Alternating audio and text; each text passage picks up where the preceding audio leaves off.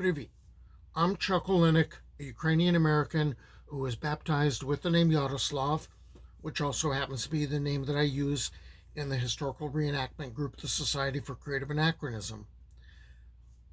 Since I retired, I got into the idea of putting together videos on Slavic folklore and mythology, and also dealing with Kievan Rus history and kind of following the threads wherever they happen to go. And I decided I'd put together these videos as a resource for people who wanted to do a Slavic or Eastern European persona within the society. Well, I have to actually introduce this because I want to cover a couple of folk tales about a Bogatyr, a hero who was from Novgorod, and is Vasily Buslaev. And there's, like, according to some folklorists, about 53 different Bogatyr epics.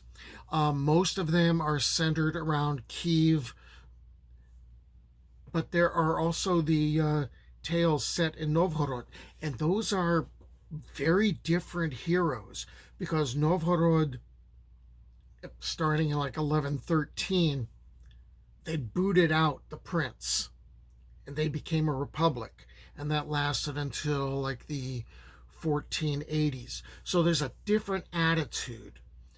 So Vasily Buslaev, he's a Novgorod character, and he's the protagonist of like 3 of the epics, and they number them, so he's like 40, 41, and 42.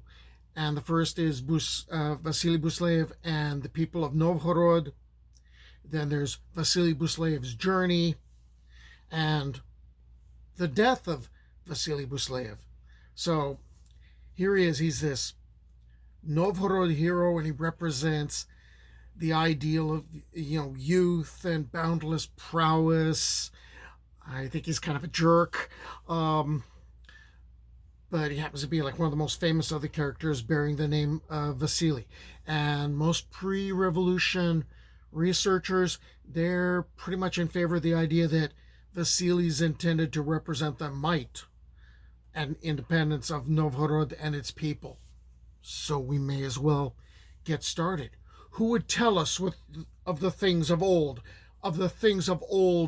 and of the things that have been, of young Vasilyushka Buslaevich, the son of old Buslai, Vasily Buslaev, the Bogatyr of Novgorod.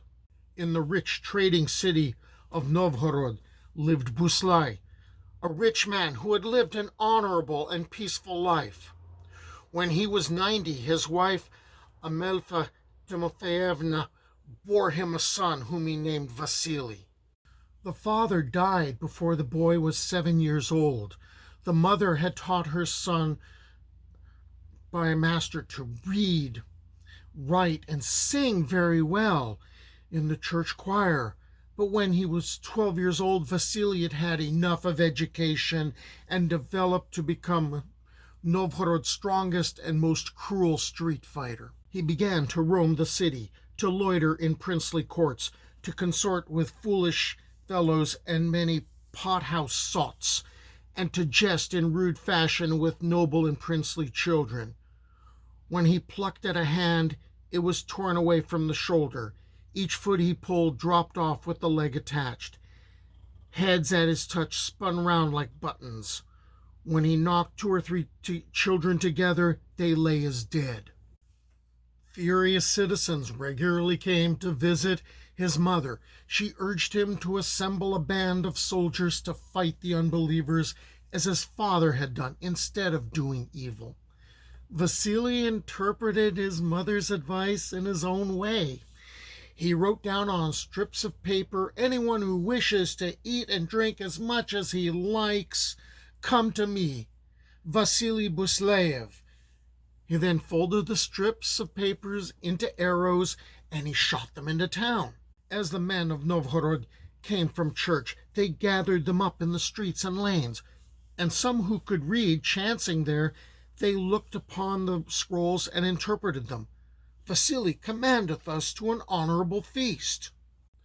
Then Vasily took a large number of barrels of wine from his father's stores, filled up a beaker with the contents of a bucket and a half, and placed it outside. It did not take long for the guests to arrive. Vasily took hold of a club weighing 12 pud and said, "Anyone who can lift this beaker with one hand, drain it in one gulp, and withstand a blow of my club without falling over will belong to my brave druzhina, will be my brother, my brat, and may come in to celebrate with me." Everyone left discouraged, except for the latecomer Kostya, who managed to lift the beaker with one hand, drained it in one gulp, repeated this once again, and Vasily struck Kostya with his club of elm. Kostya bore Vasily's blow without even flinching. The curls of his reckless head hadn't budged, and he said, "I will empty a third beaker."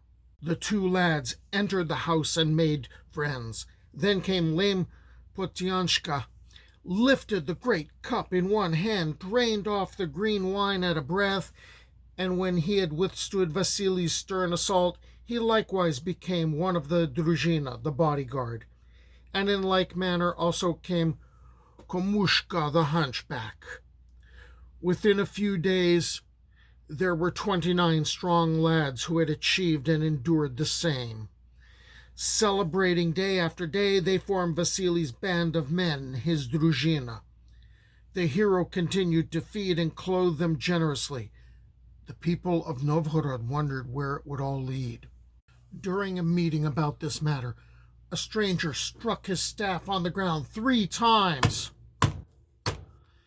and suggested, "Let us too give a feast and not invite Vasily and his band. Of course, he and his followers will come anyway. Then we will offer the leader a flagon of green wine with the words, 'Any who is a friend of great Novgorod, drain this flagon.' If he accepts it, he obviously has no evil intentions towards us. If he refuses it, we should watch out." They all agreed, and a great feast was prepared. Vasily and his band arrived uninvited, exactly as the stranger had predicted. The aggressive young fighter was offered a flagon of green wine with the words, "For anyone who is a friend of the city." Vasily accepted the beaker and called out, "Long live Novgorod!" He drank the wine in a single gulp, and everyone was relieved. However, befuddled by the alcohol, he became aggressive later in the evening and threatened, "Whatever you do, you are and will always be fools. You will all be in my power and pay tribute to me." The furious citizens doubted this. Thereupon Vasily, with drunken and stupid mind, laid a great wager, even his turbulent head, that he would go on the morrow to the bridge over the Volkhov, and there, with the sole aid of his good guard, hold his own against an army of townspeople, against all Novgorod. If the latter won, they could take his head. But if he won, everything and everyone in Novgorod would belong to him. The drunken Vasily went home and boasted about this bet to his mother. He predicted, "Tomorrow will prove to all those unbelievers in Novgorod that Vasily Buslaev is the boss over everyone." Vasily's mother gave Vasily to drink of the cup of forgetfulness, led him to a room, and locked him securely therein. Then she loosed his good steed in the open plain and hid his red elm cudgel of 12 pud, his sharp sword, and heroic garments. The next morning Vasily's band awaited their leader in vain and decided to fight the townspeople without him anyway. The band was heavily outnumbered and in danger of losing, but Amelfa Timofeevna's housekeeper, who was doing the washing in the Volkov, saw what was happening and ran back to the house.